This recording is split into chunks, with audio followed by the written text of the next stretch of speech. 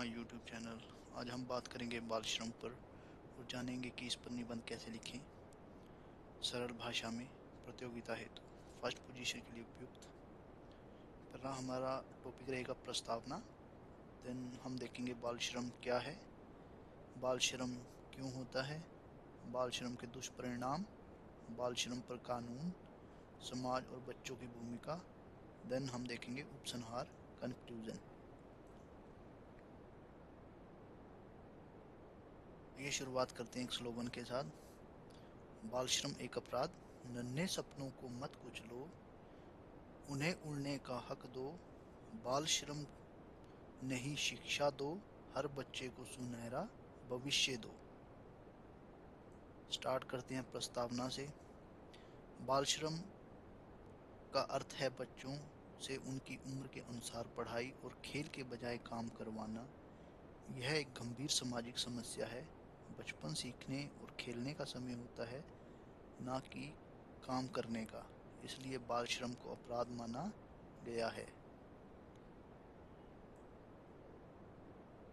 जानेंगे बच्चों बाल श्रम क्या है। जब 14 वर्ष से कम उम्र के बच्चों से कारखानों, दुकानों, होटलों या घरों में काम करवाया जाता है तो उसे बाल श्रम कहते हैं।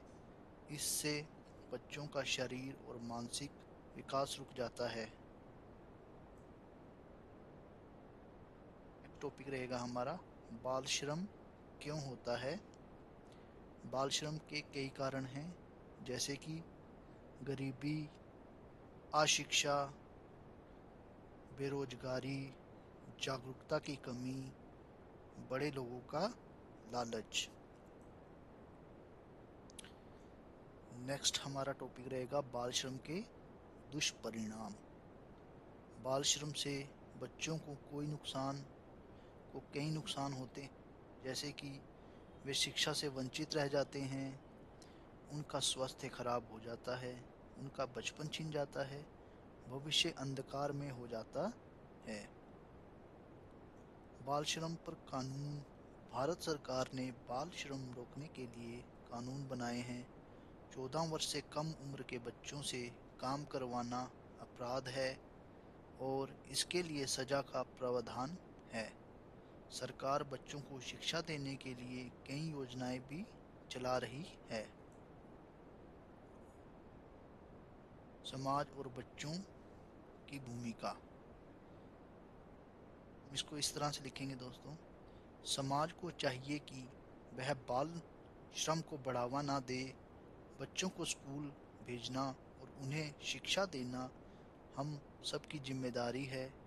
अगर कहीं बाल श्रम दिखे तो उसकी जानकारी संबंधित अधिकारियों को देनी चाहिए। आइए हम जानेंगे कुछ स्लोगन से रिलेटेड। बचपन काम के लिए नहीं है, पढ़ाई के लिए होता है। हमारा दूसरा जो स्लोगन रहेगा, बाल श्रम रोको, बाल शिक्षा बढ़ाओ, हर बच्चे को मिले शिक्षा और सम्मान। अंत में उपसंहार हम इसको लिख सकते हैं कुछ इस तरह से। बाल श्रम एक अपराध है और इसे खत्म करना हम सभी का कर्तव्य है। जब हर बच्चा स्कूल जाएगा और शिक्षा पाएगा तभी हमारा देश सशक्त और विकसित बनेगा। खुद पर भरोसा, देश पर विश्वास, आत्मनिर्भर भारत, उज्जवल भविष्य का विकास। आत्मनिर्भर भारत के लाभ। देश आत्मविश्वासी बनता है, बेरोजगारी कम होती है, देश की आर्थिक स्थिति सुधरती है, भारत विश्व में आगे बढ़ता है।